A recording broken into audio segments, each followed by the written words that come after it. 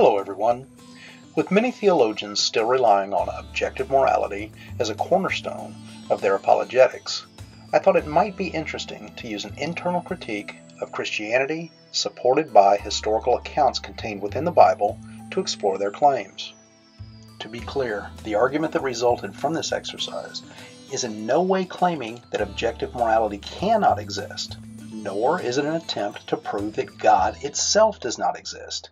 In fact, for the sake of the argument, one must be willing to not only grant the existence of a Christian-like God, along with all of its attributes, but you also must be willing to grant the Bible, at least in part, is inerrant.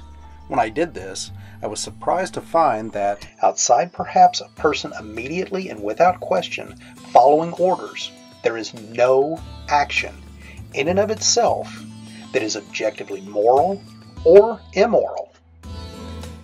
To be clear, what I am claiming is with a Christian-type God, objective morality cannot exist. Now, I understand this is a big claim, and the best way I know to demonstrate why I feel this is the case is through a thought experiment. I caution you that some of the conditions that I'm going to need to put forth are going to be horrific and will challenge most people. So I suggest that everyone get very comfortable with being uncomfortable. I would like to ask you to now imagine a woman in labor giving birth to a son.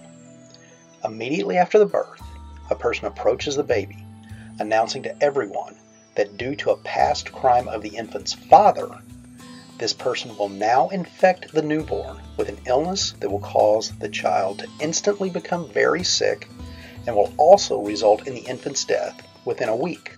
Okay, ask yourself, was that good, bad? And if you do believe it was one or the other, was it objectively so? Now, it's understandable that some of you may believe what I've just described is purely a fictitious event invented by a depraved mind.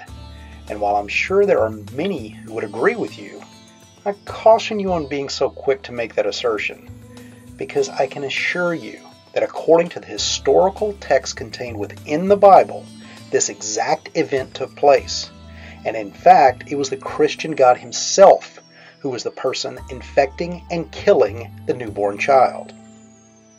For the sake of brevity, this will be the only example that I will be using. However, as I am sure most of you are well aware, Scripture provides many examples of God acting and ordering others to act in a way that without his involvement would have been considered at least morally reprehensible. But again, due to God's participation in those activities, we must consider them to have been absolutely good and objectively moral. This leaves us realizing that there's no need to condemn God's actions. In fact, we ought to do the opposite and make sure that everyone understands that every action God has ever taken had to be absolutely good. Once that's realized, objective morality can no longer be viable. Finally, objective morality may still in fact exist, but if so, that reality is only possible without a Christian-type God. So theists, and apologists in particular, take your pick. You can have objective morality, or you can have your God, but you most certainly cannot have both. All that needed to be done to construct the argument that you now see was to simply accept the characteristics universally assigned to God by our Christian friends.